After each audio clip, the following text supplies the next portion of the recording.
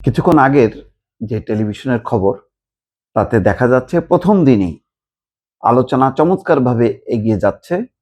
এটি JD Vance এবং America এবং ইরান দুই পক্ষই বলেছে যে প্রথম দিন তারা খুব সফলভাবে তাদের আলোচনা এগিয়েছে। এই সফলভাবে এগোনোর সাথে সাথে যে ঘটনাটা ঘটছে সেটা হচ্ছে নেতানিয়াহুর পতন তত দ্রুত ত্বরান্বিত হচ্ছে।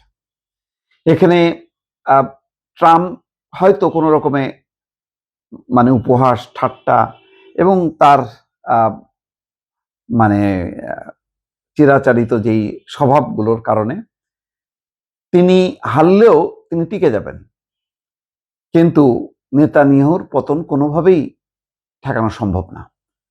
কারণ এই শান্তি চুক্তি যত সফলভাবে এগুতে থাকবে এবং বেশ লম্বা সময় ধরেই চলবে, দিনে দিনে নেতানিয়াহু কোণঠাসা হয়ে যাবে এবং আভ্যন্তরীণভাবে তিনি যেমন একেবারে চাপের মুখে পড়বেন, তেমনি আমেরিকা তার দিক থেকে মুখ ফিরিয়ে নেবে।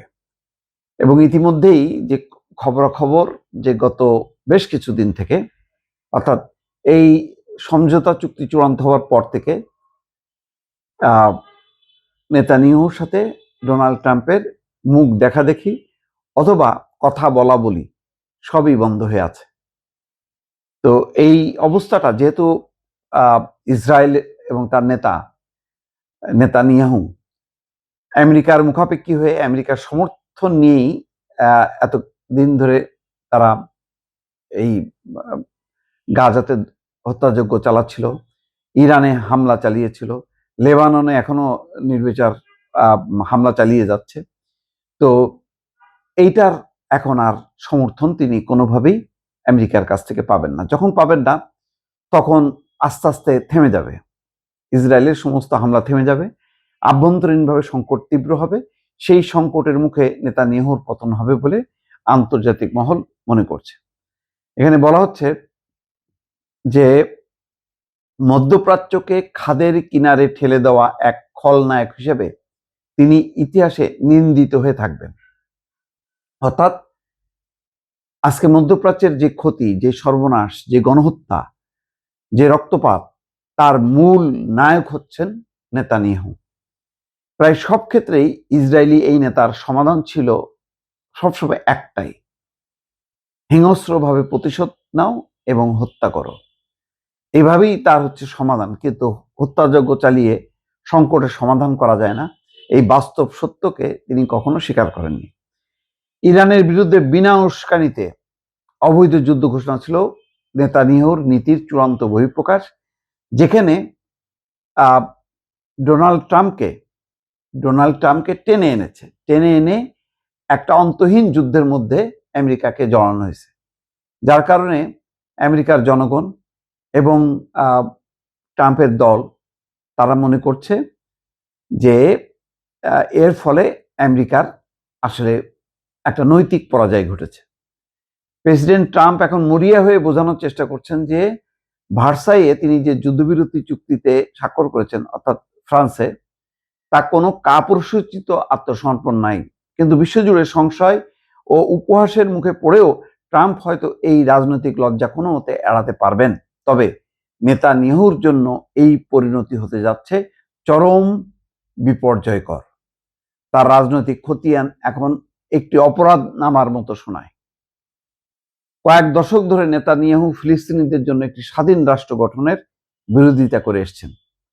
2023 সালের 7 অক্টোবর হামাসের ভয়াবহ হামলা ঠেকাতে তিনি ব্যর্থ হন, আর এরপর চালান নির্বিচার গণহত্যা পুরো ফিলিস্তিন জুড়ে। কট্টর ডানপন্থীদের গুরুত্বপূর্ণ সরকারি পদে বসিয়ে তিনি ক্ষমতা আঁকড়ে ধরে রেখেছিলেন, যা তার দেশের জন্য চিরস্থায়ী লজ্জা এবং গ্লানি বয়ে এনেছে। তিনি ইরানের সঙ্গে 2015 সালে আন্তর্জাতিকভাবে অনুমোদিত পরমাণু চুক্তিটিকে দুর্বল করে দিয়েছিলেন। এর প্রত্যক্ষ ফল হিসেবে ধেয়ে এসছে চলতি বছরের এই বিপর্যয়কর সংঘাত। তবে আসন্ন নির্বাচন ঘনিয়ে আসার মুখেও নেতানিয়াহু যে নিশ্চিত রাজনৈতিক পতনের দিকে এগিয়ে যাচ্ছে, তার মূল কারণ উপরের কোনোটি নয়। এর আসল কারণ হলো তিনি ওয়াশিংটন এবং তেল আবিবের মধ্যকার সম্পর্ককে, অতি গুরুত্বপূর্ণ বিশেষ সম্পর্ক বিষাক্ত এবং মারাত্মকভাবে দুর্বল করে ফেলেছেন।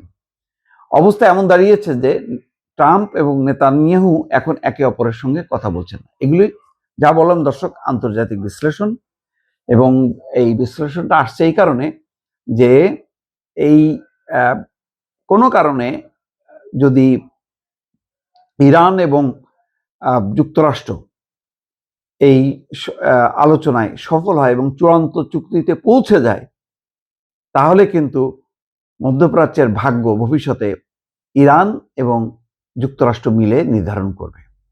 এখানে ইসরায়েলের আর কিন্তু কোনো খানা নেই এবং ইসরায়েলকে হাত গোটায় চলে যেতে হবে। কারণ আমেরিকা এবং ট্রাম্প বুঝতে পেরেছে যে ইরানকে উপেক্ষা করা যাবে না। কারণ দুই শক্তিধর দেশের বিরুদ্ধে যেভাবে প্রাণপণ তারা লড়াই করেছে, সেই লড়াই করে টিকে যে উল্টা এখন ইরান নিয়ন্ত্রণ করছে পুরো চুক্তি আলোচনা, আর যার কারণে ক্ষিপ্ত হয়ে নেতানিয়াহু দক্ষিণ লেবাননে বা লেবাননের উপর নির্মম নির্যাতন এবং হামলা চালিয়ে তিনি ভেস্তে দেওয়ার চেষ্টা করছেন। এটা আমেরিকার নীতি নির্ধারকরা পরিষ্কারভাবে বুঝতে পেরেছে। ফলে এই আলোচনা যদি সফল হয়, তাহলে ভবিষ্যতে ইরানই হবে মধ্যপ্রাচ্যে অন্যতম শক্তিধর দেশ, এবং আমেরিকা ইরানকে ট্যাক্স দিয়ে এই মধ্যপ্রাচ্যে তার যেই স্বার্থ, সেই স্বার্থ ধরে রাখার চেষ্টা করবে। সেই ক্ষেত্রে ইসরায়েলকে কোনোভাবেই আর প্রশ্রয় দেবে না, কারণ ইসরায়েল শুধু ইরান না, পুরো মধ্যপ্রাচ্যের সমস্ত দেশগুলো থেকে বিচ্ছিন্ন হয়ে একটা বিশ্বাসঘাতক দেশে পরিণত হয়েছে।